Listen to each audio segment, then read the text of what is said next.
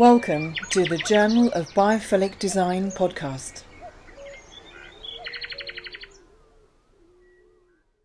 Well, many thanks for joining us today at the Journal of Biophilic Design. We're really thrilled to be joined by Sumita Singha. She's an award-winning architect, academic, author, and passionate advocate of sustainable practice. She's founder of Architects for Change, the Equality Forum at RIBA, was chair of Women in Architecture, is founder of Ecologic Architects, a collaborative practice which uses agile and innovative ways of working.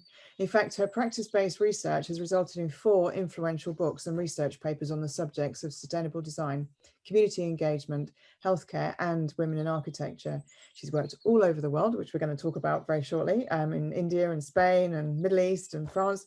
And her work's been featured in architecture journals, magazines, obviously Grand Designs, and won awards as well, the UIA UNESCO International Design Award, Women in Business Award at the House of Commons, and the AJ Atkins Inspire Award for Architecture. Sumita, many thanks for joining us. Thank you very much, Vanessa, for having me. Well, can you tell us a little bit about yourself, sort of what you do and where you work? Okay, I think that's an interesting question because people can't kind of pin me down. Is she an author? Is she an architect? Is she a charity person? You know, because I've kind of done everything, and I don't think it's a bad thing to do everything. So so as you said, I'm an architect, teacher, and author. And recently, I just received the OBE for services to architecture in the Queen's birthday honours.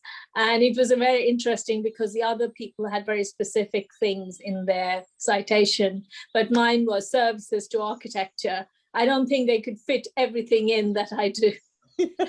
So, which was nice, you know, I think it's nice. I've been a very active member of the RIBA, as you've said, and for over 25 years, and I was part of the Ethics Task Group and Sustainable Development Commission of the RIBA. And as you've mentioned, one of my things is about equity and equality, and I founded Architects for Change because when I came from India, I thought it would be like wonderful, you know, women and men equal, but no, it wasn't. So I thought, okay, let's do something about this instead of complaining. So this was something that was founded, and it's been going strong. It's now 21 years old. Great. And before that, as you mentioned, I was chair of Women in Architecture, which is where I discovered a lot of problems that were happening. And I felt that we should all get together. So there was Women in Architecture, there was the Students of Architecture, there was the Black Architect Society, so on and so forth. So I just thought there was no point, you know, all these different groups campaigning. Of course, they can campaign separately, but together we are stronger, because basically what we're complaining about is discrimination. Yeah, absolutely. So there we are. And then I'm a non-exec director at Moorfields Eye Hospital NHS Trust. And that's been a very interesting experience working in the NHS and learning a lot, particularly through COVID for the last year and a half. And, you know, as you said, you know, I'm trustee of various charities, so I've got an insight into charity work. And I founded my own charity, Charushila, and I've taught sustainable design for about 25 years and kind of tried to write, my writing is more about documenting what I'm doing. Mm-hmm. So all my writing is represents different phases of my life. Okay. Well, obviously, sort of leading on from that, obviously you're founder of Ecologic Architects. I think the sort of key is in the name, really. Which I love. I mean, can you tell us about the ethos behind the company? I mean, I know biophilic design is really key, you know, a key thing to your heart. Yeah, absolutely. So I was made redundant and I decided to start Ecologic about, 30 years ago or something, and just after finishing my part 3. So it was the time of the first recession. I had been working in conservation in Cambridge, for a large practice, and then I'd moved to London. I was working for a small practice in conservation, And I'd learned a lot about, natural materials and all that sort of thing. But after I was made redundant, I thought, okay, that's it, take the plunge, start your own thing. And I had been the first woman to complete an MPhil in sustainable design at Cambridge. Wow. So I did have the kind of the knowledge behind me. And so the ethos behind Ecologic was to provide an ecological angle to regular architectural service. And this was provided without any charge. So, some people were like saying, oh, this is a specialist service, we're going to charge you extra for it. I just thought this should be part of design. And now you have this sort of, so many years later, you have the green overlay to the RIBA part work stages. But I thought this should be natural. This should be part of what we do. Well, I think it's really lovely. And obviously we're going to talk about some of the projects that you've been involved in, but they're using innovative materials and all sorts of things. We can talk a little bit about the charity that you set up, Charushila, which I think's a beautiful name. I mean, you say it's from Sanskrit, Charu meaning beautiful, and Shila foundation. Obviously, you've worked in India and UK, Palestine, and Venezuela. Obviously, there's so many things we could talk about. But can you tell us a little bit about why you set that up? Yes. So when I started working as an architect, I realized that I had a really strong attachment to animals and plants and food security. The environmental crisis wasn't as big as it's now. People would say, oh, so what did you study at Cambridge? Oh, environmental design. Oh, what's that? People didn't know.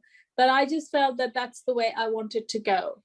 But there was no kind of recognition for that kind of work. You couldn't do that sort of work as an architect.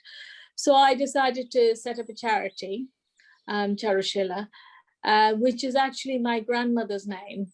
Oh. And it seemed quite apt to take it because it means beautiful foundations. So I just thought, okay, I'm going to take that name. And my father always wanted to start a charity in her name anyway.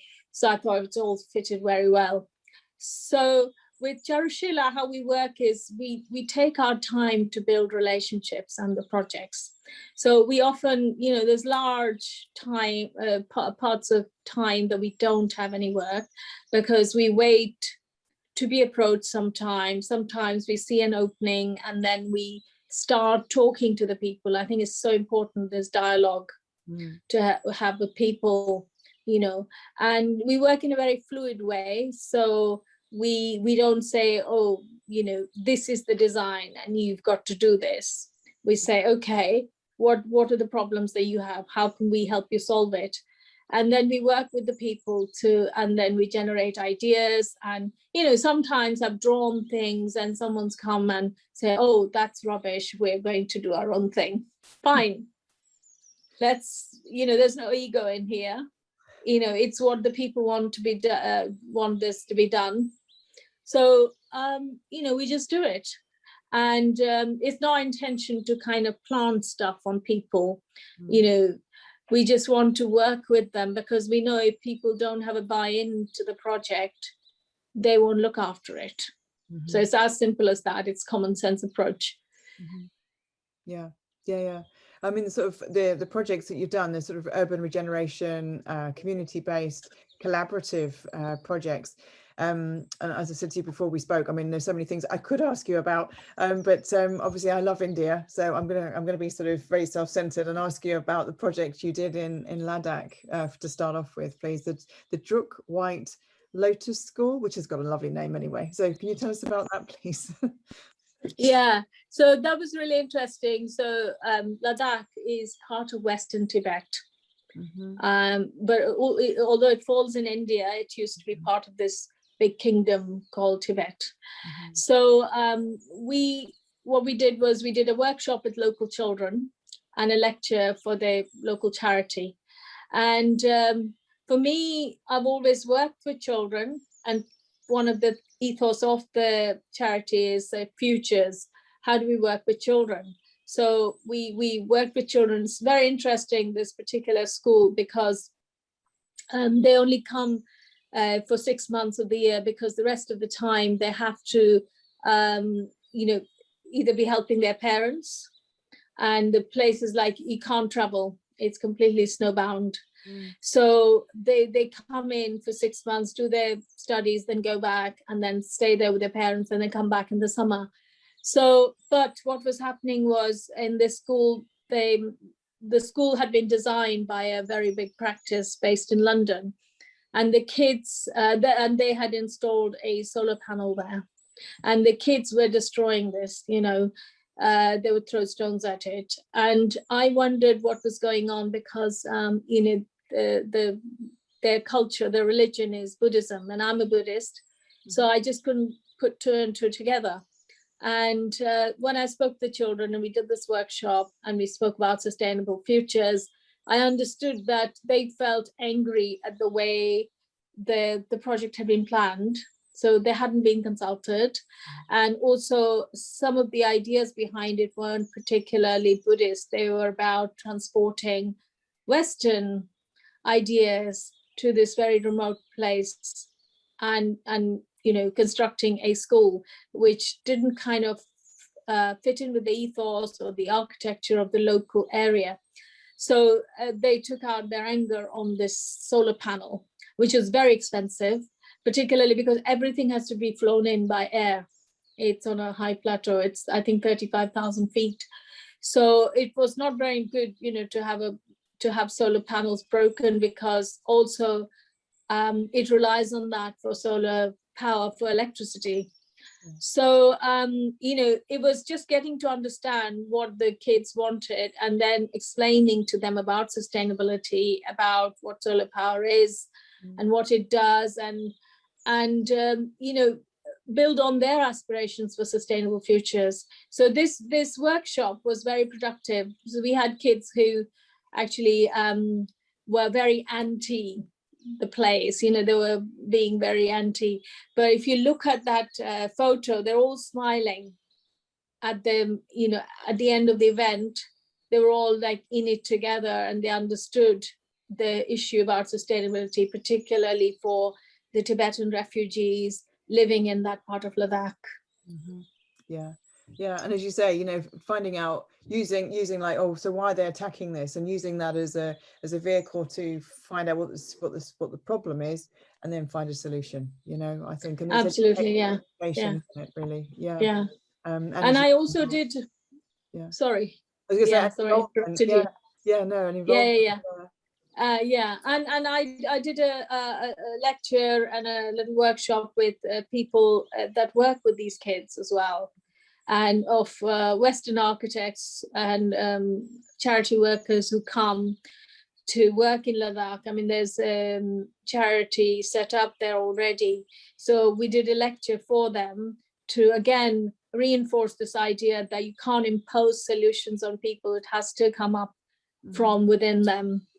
Yeah, absolutely. Because they mean well, but as you say, if they haven't really thought it through, or there's always another way, isn't there? Really, and as you talking to people on the ground, and it's who they're who's actually going to work, is going to be using the space. I think it's really important. Obviously, you've worked in Palestine as well. Maybe you could tell us about that project.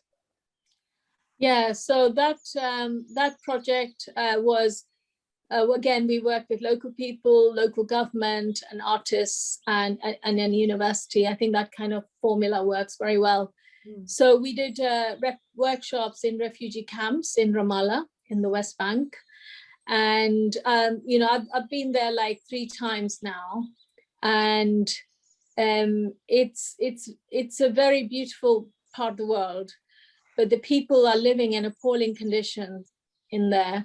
And it's that kind of helplessness, which is that they want to live differently, but the political system around there is very difficult. And and also I think the lack of public health education is there is a lack of health education there.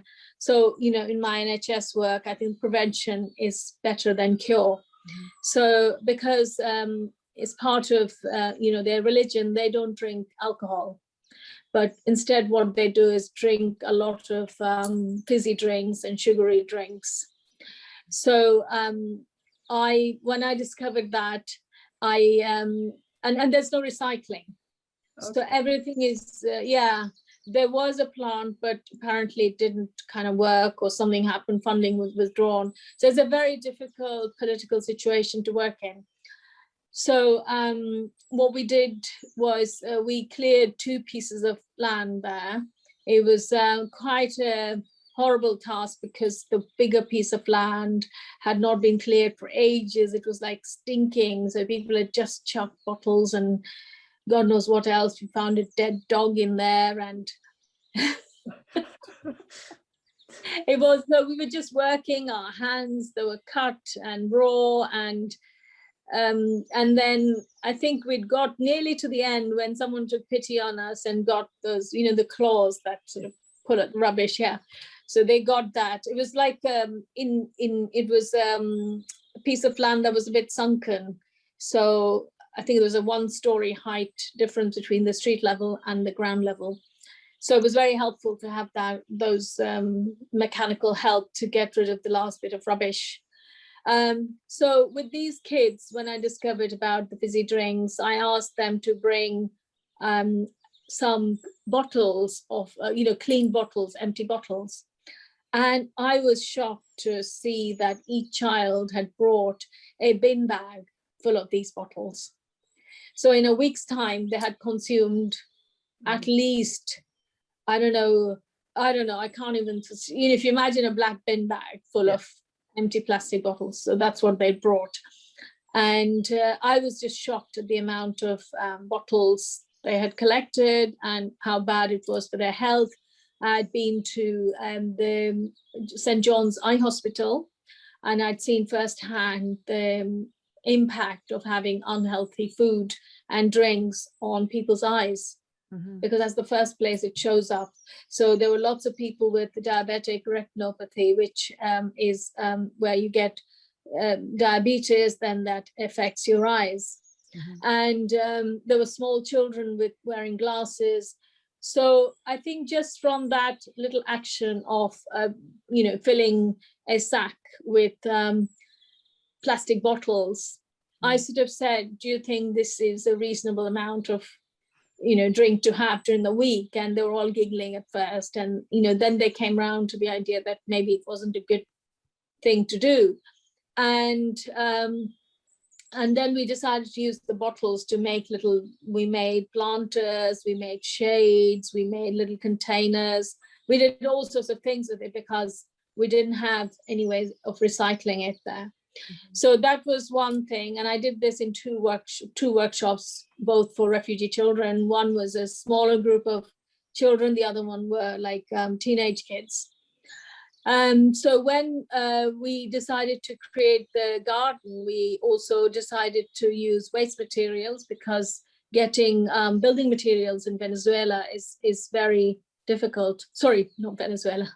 Well, it is difficult in Venezuela as well, but Palestine, even more so.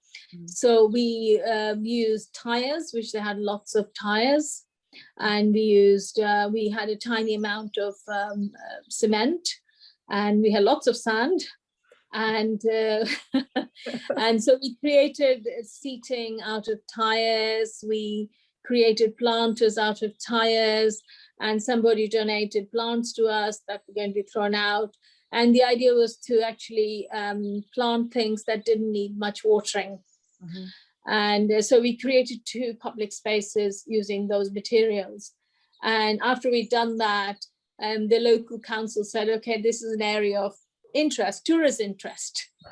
So I was featured in their local papers. I got an award, which was very sweet of them.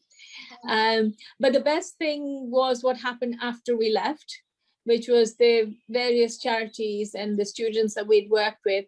They took off on their own, and they then created lots more, about more than 100 small gardens. They tidied up school gardens and did their own work. And I can't take any credit for that, because it was their work. That's lovely. That's really nice. You've inspired people. They've seen it. They've learned how it can be done, and they've gone off and doing it. And that's just lovely. That's really lovely. That's like a snowball, isn't it? You know, a snowball of Yeah. positivity. That's wonderful. And the award was well deserved, as all your awards are. I mean, I really think so. Just going to talk about sustainability. I mean, obviously you talk about recycling materials and stuff, but obviously the sustainability element is really important. You've worked in the community centre in Acton, and you used a thing called solar pipes, SOLA pipes. Can you describe what these are? I mean, and what the benefits are? Obviously, from a biophilic, design point of view, we sort of love the concept. Moving away from so much artificial light or unnatural light to natural light. Yeah, so they were quite new when I started using them. So no one had heard of them, and the council, the building control would come and say, "What are these?" How do they? But they could see what benefits they had. So basically, the idea is very simple. These are aluminium and steel pipes, about this large, and very highly polished. The inside is extremely highly polished. So when light falls on it, it reflects and bounces off. And then at the bottom, you would have a basically like you'd see those light bulbs, the cover. Oh yeah. Which would be about that big, yeah. Yeah. And so all it is bringing reflected sunlight inside the building. So you can use it in very places where it's difficult to get lights in. Mm-hmm. You can use it in places where there is, there's a need for security. And you can use it in places where you can't really access it. So because there's no maintenance problems with this. So what you just install it and basically forget about it. So in this community center, there were areas that needed natural light. So there were some areas on the stairwell, and it's a listed building.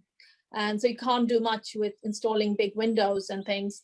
So we used the solar pipes on the main staircase. We used them in some of the bathrooms and toilets that wasn't illuminated at all or didn't have natural light. And I've used them in residential projects as well. Mm-hmm. So it's just, I thought there was such great things to work with. So simple, such a simple idea, yeah. And works so effectively. Yeah, really, really good. As I said, people who are listening on the podcast, go on to the journalofbiophilic.design.com website, and you'll be able to see the video on there, and also on YouTube if you look up the Journal of Biophilic Design. So you'll be able to see these solar pipes as well, and see how you're demonstrating them. So another project you worked on, so sort of picking up on the whole sustainability thing, was one that was featured in the Green Building exhibition at the Bristol Architecture Centre. Yes. It was about where you installed a passive ventilation and heating systems in sort of residential refurbishment and extension in West London. I mean, can you describe the project and maybe what the brief was? And also, I mean, obviously some of our listeners may know what a passive system is, but as soon as you're here, and I want to know properly as well. So if you don't mind explaining what a passive system is and why it's good for the environment, and obviously it's biophilic too. So yeah. Yes. So the passive system is a system that doesn't need mechanical or electrical or any other kind of input into it. It works by itself. So although you say passive, it's not passive in that sense. It's still effective and useful. It's like, I think if you compare it to yin and yang, passive is the yin of energy systems. So I like that method because, there is nothing to, there's no mechanical tools or machines or electricity that's needed. It's a bit like this solar pipe, you don't need to do anything afterwards, but it's still giving you that light. And I just think that if we can do heating and lighting in a passive way, then that's wonderful. There aren't that many things to go wrong. This is also complete house refurbishment, which was complete in the early 2000s. And it was nominated for various awards and featured in the AJ Small Projects, and also at the Green Building exhibition at the Architecture Centre in Bristol. So the project was a complete refurbishment of a house in West London.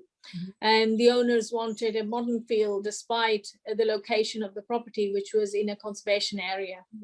So they also wanted to extend upwards and wanted a rooftop space because they didn't have the access to the garden on the ground floor, which belonged to someone else. So the project became not only about creating this roof garden, but also how the design could induce natural ventilation in the property, which is where passive ventilation comes in, because it doesn't require any mechanical or electrical input into it. So also with the project, we used natural materials such as cedar wood decking, both on the inside and outside. It doesn't require too much treatment because cedar actually treats itself in a way.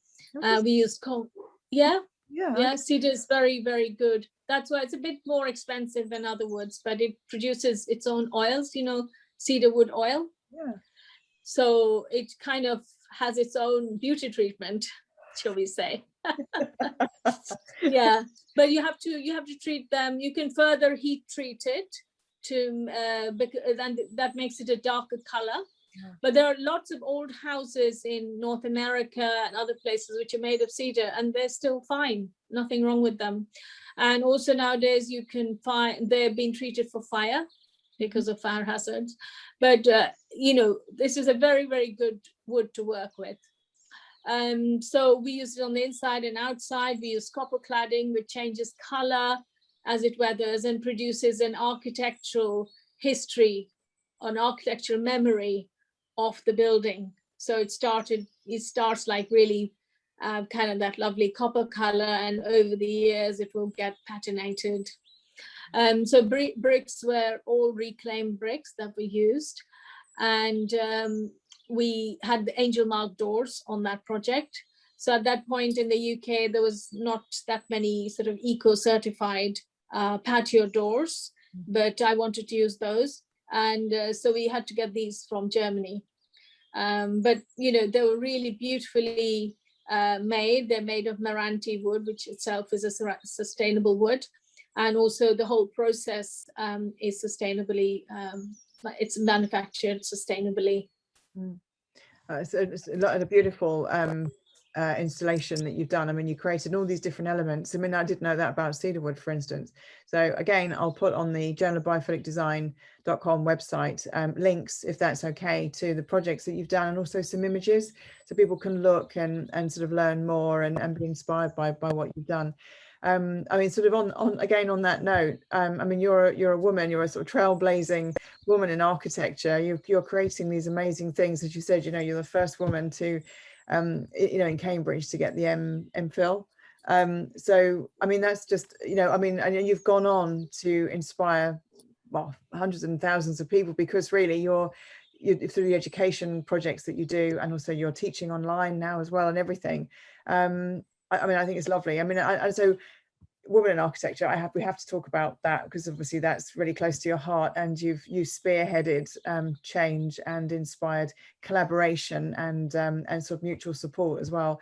I sort of mentioned just before we spoke that I used to work in the architecture library at the Bartlett School at UCL when I was doing my PhD, and I loved it. It was some women architects used to come in, sort of budding architects, and they had like these brilliant ideas, and we'd sort of like chat and sketch, because I draw as well, and we just have some fun. I mean, I'm not an architect, but I just loved. I was really inspired by the creativity.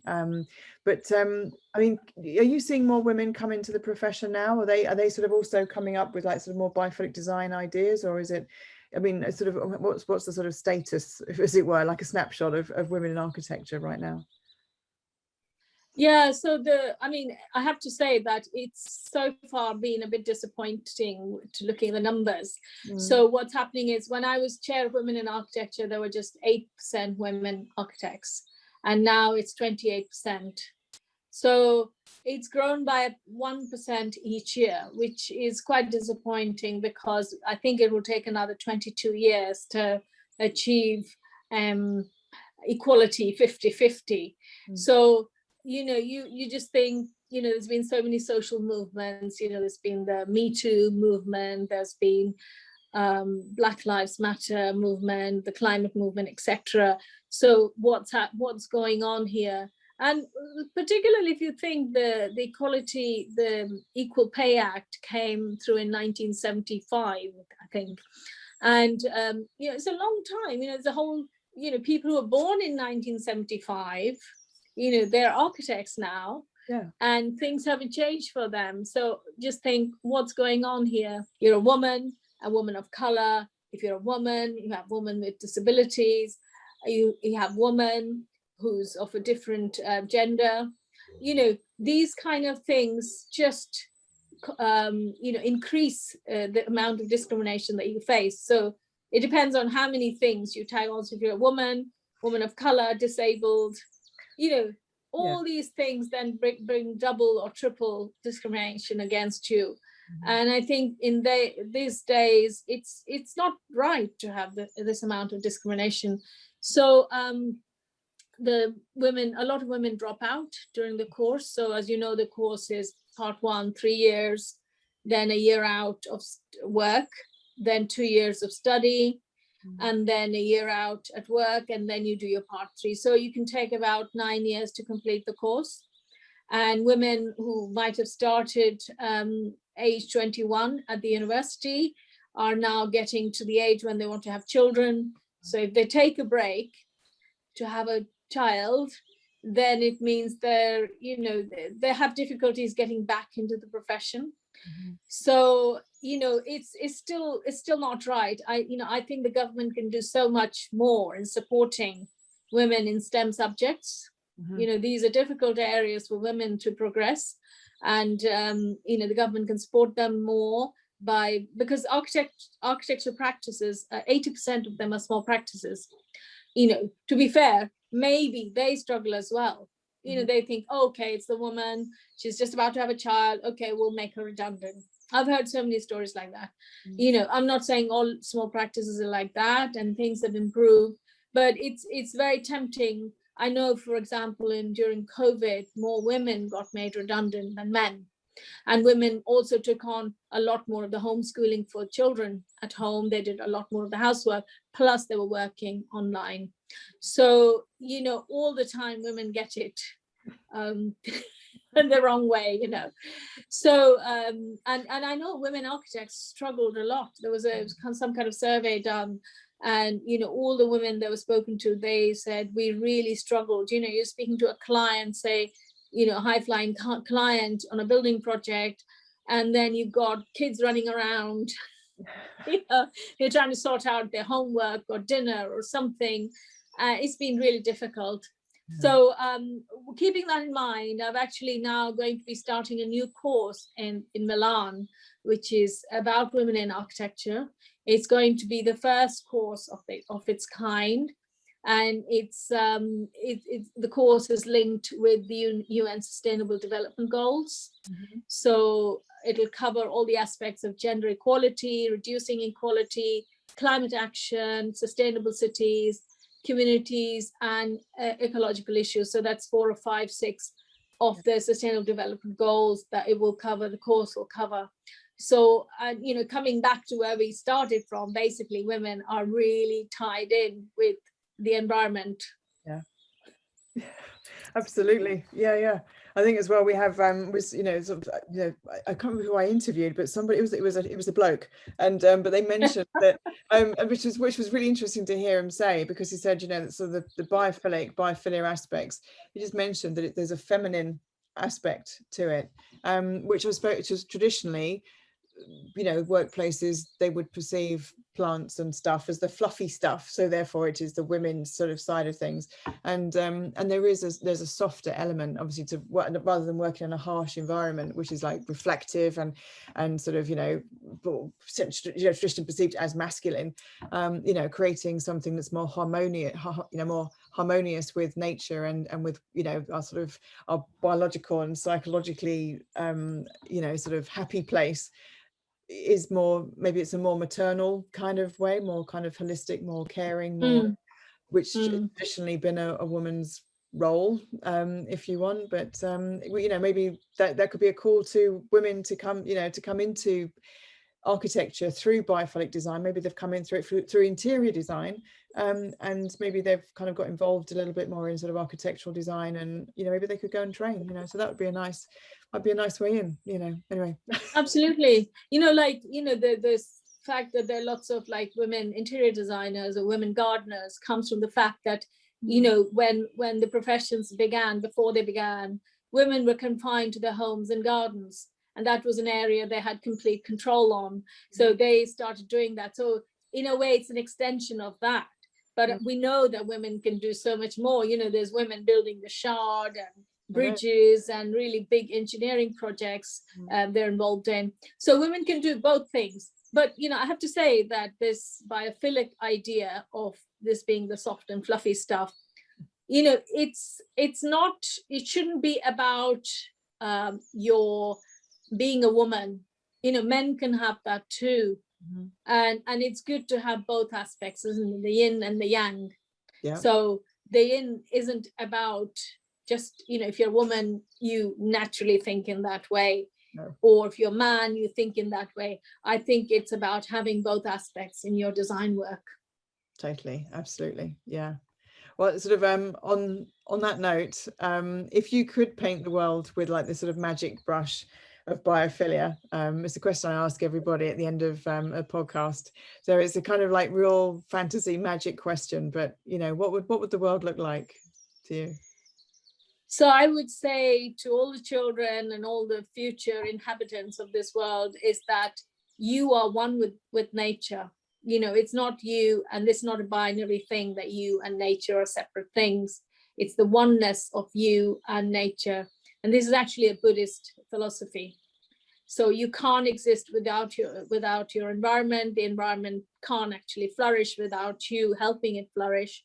So there's a two-way relationship with them. So please always be mindful of that. Thank you for listening to the Journal of Biophilic Design podcast.